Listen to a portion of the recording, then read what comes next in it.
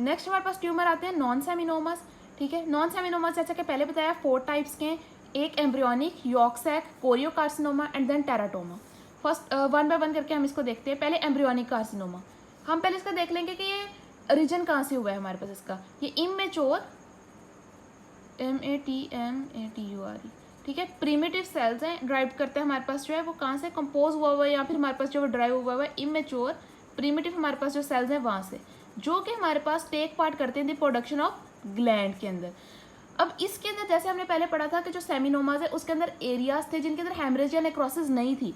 इस ट्यूमर के अंदर हमारे पास जो है वो हेमरेज, अगर हम इसकी ग्रॉस अपीयरेंस देखें AAGE, और साथ में हमारे पास जो है वो नेक्रोसिस प्रेजेंट है। जो एम्ब्रियोनिक कार्सिनोमा है उसमें हेमरेज नेक्रोसिस प्रेजेंट है, और ये हमारे पास कहाँ से ड्राइव हुआ होता है, कंप्राइज कर रहा होता है इमेज और प्रिमिटिव सेल्स, और वो सेल जो ग्लैंड बना रहे होते हैं, एरियाज है इसमें हेमरेज और नेक्रोसिस के। दूसरी चीज़ में हमारे पास इंपॉर्टेंट क्या है, इसके अंदर किस किस चीज़ का लेवल ज़्यादा हुआ होता है, एक तो हमारे पास ज़्यादा हुआ होता है ह्यूमन कोरियोनिक ग्लिडोट्रोपिन का, दूसरा हमारे पास ज़्यादा हुआ होता है इसमें अल्फा जो फिटोप्रोटीन है उसका। तीसरी हमने एक इंपॉर्टेंट चीज़ का देखनी है कि ये हमारे पास ट्यूमर जो है वो बहुत ज़्यादा जल्दी मेटास्टाइज कर देता है, और दूसरा स्प्रेड इसका कैसे होता है, थ्रू ब्लड, हीमेटोलॉजिकल स्प्रेड है हमारे पास इसका। देन हमारे पास आता है दूसरा यॉर्क सैक ट्यूमर। अब जैसे ये हमारे पास जो वो कहाँ से ड्राइव हमें पता चल गया, प्रिमिटिव सेल्स हैं इमेच्योर हैं जो प्रोड्यूस करते हैं ग्लैंड। यॉर्क सैक कार्सिनोमा का एक और नाम भी हम कहते हैं एंडोडर्मल साइनस कार्सिनोमा। नाम क्या है इसका, एंडोडर्मल साइनस कार्सिनोमा। और ये हमारे पास जो है वो कहाँ से ड्राइव हो रहा है, एक्स्ट्रा एम्ब्रियोनिक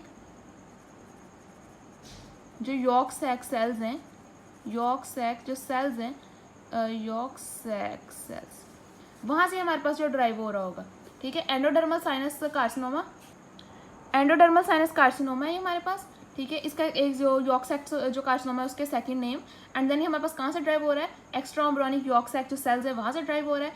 और ये यॉर्क सेल्स हमारे पास जो ट्यूमर है ना, इसके अंदर हमारे पास किसका लेवल ज़्यादा हुआ है, जैसे इसमें HCG और अल्फा फिटोप्रोटीन का लेवल ज़्यादा है, इसमें हमारे पास जो है वो अल्फा फिटोप्रोटीन जो है वो उसका लेवल जो है ज़्यादा हो रहा है। एक और इसका इंपॉर्टेंट जो हिस्टोलॉजिकल फीचर है वो क्या है इसमें हमारे पास कि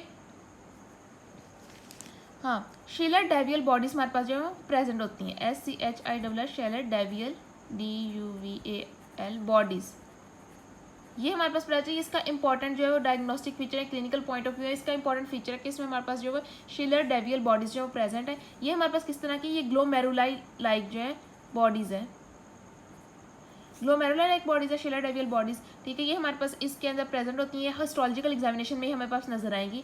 एक तो हम इससे डायग्नोस करवा सकते हैं कि ऑन हिस्टोलॉजिकल एग्जामिनेशन में देखा कि हमारे पास ग्लोमेरुलर लाइक बॉडीज प्रेजेंट थी, अल्फा फिटोप्रोटीन का लेवल हमारे पास ज़्यादा हुआ था। जो किस ट्यूमर में हमारे पास ज़्यादा हुआ होगा, यॉर्क सैक कार्सिनोमा जो कि एक्स्ट्रा एम्ब्रियोनिक यॉर्क सेल से हमारे पास जो है ड्राइव हो रहा है। ये भी हमारे पास जो हेमाटोलॉजिकली स्प्रेड करेगा, और ये चूँकि नॉन सेमिनोमाज है तो बहुत जल्दी ये मेटास्टाइज करवा देता है। देन हमारे पास जो है कोरियोकार्सिनोमा, ये कोरियोकार्सिनोमा हमारे पास कहाँ से ड्राइव होता है, एक जो है सिंसिशियोट्रोफोब्लास्ट और जो हमारे पास साइटोट्रोफोब्लास्ट है वहाँ से उन सेल से ड्राइव हो रहा होता है।